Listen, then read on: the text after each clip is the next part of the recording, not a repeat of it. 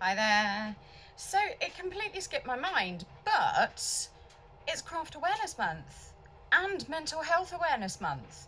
And how those two things completely, well, no, I knew about mental health awareness, but how the crafty thing slipped my mind, I do not know, because both of those things are my jam, as you may be able to tell from the channel name. So at Craftalytical, I speak regularly about the benefits of doing something creative and it helping mental and physical health. It's a good pain reliever. It's a great way of concentrating on something else. It lowers your blood pressure. It opens up your blood vessels. You get more oxygen and red blood cells to the bits that you need. It releases serotonin and dopamine and all of the happy chemicals. It allows you to set achievable goals and hit them and feel like you've done something. And for someone like me, when I'm dealing with mental health and physical health issues, especially at the moment, it is a really important way of me still feeling like a whole person. And I've spoken about that before. But I've hit a bit of a block with creativity. I was inspired by a friend who was making socks, and I thought I'd make socks. And I thought I would try and go back to knot binding and learn a new stitch, one that has definitely caused me problems in the past, and I managed it. I have not managed the socks. This is not perfect, and I wanted to show you this because too often we are told that we're not good enough at something, and it's really stupid because in order to get good, you've got to practice.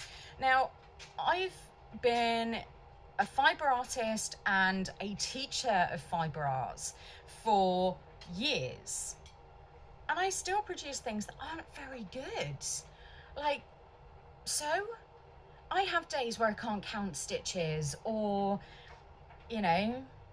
I drop a stitch when I'm knitting and have to work out how I'm going to fix it. And I wanted to show you this because I've picked up the wrong bit of a stitch and I've got slips and it's a mess on the back with the joins because I was learning how to do that properly. I mean, I still love it. I still love it because this is learning. This is the learning process, and that is the same for whatever you choose to do. Remember, you don't have to be good at it. Kids don't learn to colour in the lines the first time they pick up a crayon. So have some compassion for your learning process and just do it, whatever it is. And I've taught people to crochet and knit and Tunisian crochet, and no one gets it right the first time, and everyone gets frustrated. But it's about having a bit of compassion with yourself over whatever it is you're learning. And all art is functional. Remember that. Just because it's going to sit in a drawer or in a folder and no one else is going to see it doesn't mean it didn't have a function. It doesn't have a function. It's functioned in your learning process. It has functioned in helping you feel better and deal with things. It's given you that artistic relief. And it's all part of the process. There is a function to creation. And there's also a link. There is a link between creativity, the greatest creators of the human species, and advances in technology and peace processes and all of those things. So it allows us to think in a different way. Someone may see, excuse me, may see your art and have an epiphany moment, have a moment of clarity for their work, for their home life, for their own creativity. It brings joy, not just to you, but to other people. And I cheerlead that on. I absolutely do. I'm having a bit of a block at the moment. I am still making, I've mastered this stitch. Well, I say mastered, I've not mastered anything, but at least I've worked out how the stitch works. I have not managed to make the pair of socks that I started out in my head I was going to make. I made one and it ended up too small, which is laughable because I have tiny feet. And the second one ended up way too big. So I'm still working out the maths of how to get the sizing right, and that'll click at some stage. I will come back to it and kind of go, no, I know how to do this now. I've gone back to making these. They're granny rectangles. I have a bunch of really thin yarn that I'm not going to use for anything else, and I thought I would make some rectangles, and it's something I come back to. I am not looking forward to stitching these together into something because I hate sewing things together, but there's 24 of them there, and you know, maybe they'll become rug mugs or all sorts of other things. It could be clothing. I don't know, and there's potential in there. But the problem I have is I can't decide what I want to do next. It's the spirit is willing. Is more than willing. I love being creative. It is great for me. I've spoken about this before. It is the only thing, the only consistent that keeps me going throughout everything. Obviously, I fight through everything for my kids and my family and, you know, my responsibilities and everything. But for myself, this is my me time, creating, and it's work to me. You know, like I said, I teach fibre arts, and this is work, but I love what I do. I absolutely love what I do, and it's still me time. I cannot sit still and watch TV. It drives me wild that other people can. I have to be doing something else. I have to be making something, because my mind just won't stop. You know, so making something gives me that outlet and allows me to think about what I'm hearing, what I'm seeing, and somehow it works for me. I cannot sit in one position and watch the TV, not just because of the physical health stuff, but I get agitated and fidgety. But I have this block. I have things kind of on the go, like these, and I'm doing something, but I don't have something to do for my own, just for the joy of making the thing that I want to make, if you see what I mean.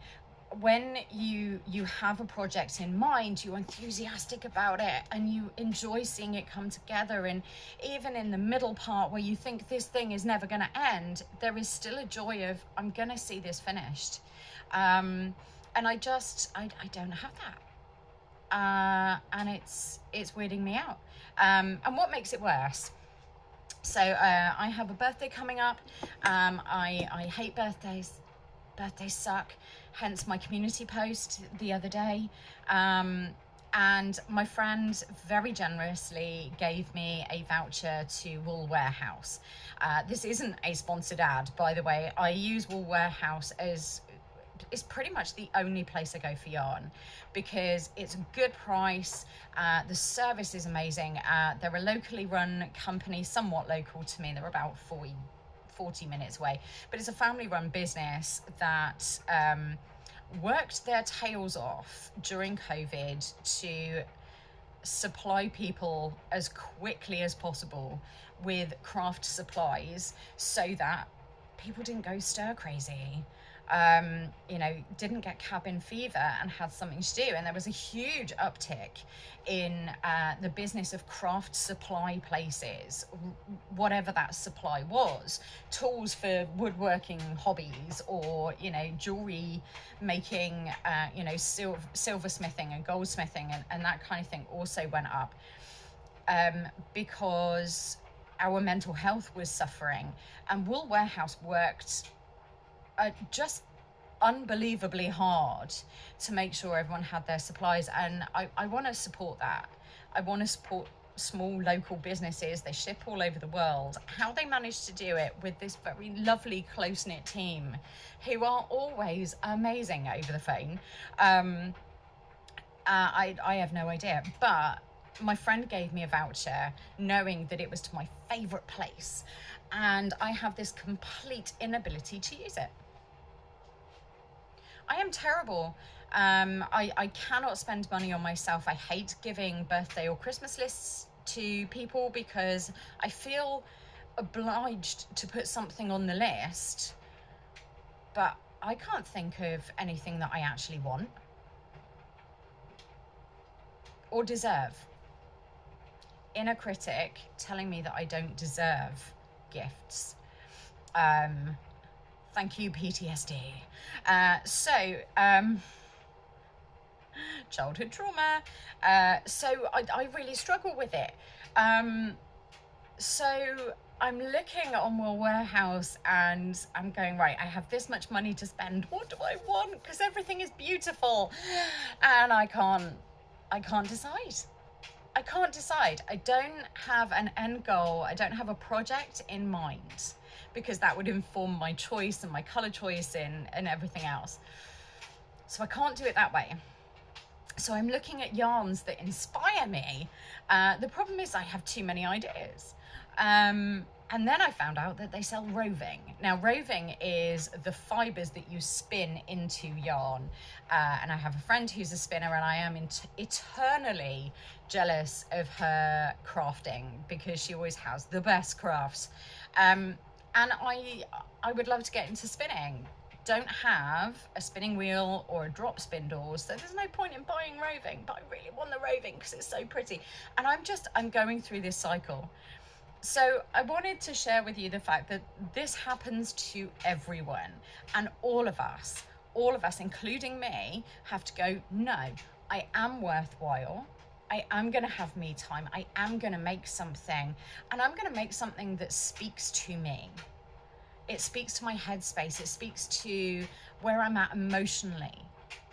And I'm going to use that as a way of helping myself feel better at times when I feel my worst. This has been so rambly, but I'm hoping that it gives you an idea of where my headspace is at, why I am still making stuff like these, and trying to find where the joy is taking me.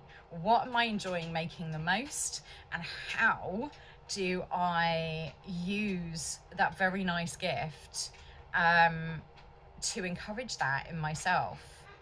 And I am giving you permission. I am giving you permission to say yes to yourself during Craft Awareness Month and Mental Health Awareness Month, to do what you need to do to look after yourselves. Because the more we look after ourselves, the more of us there is to go around for others. Anyway, thank you so much for listening to my rant. I hope you're all having a great day, and I will speak to you soon.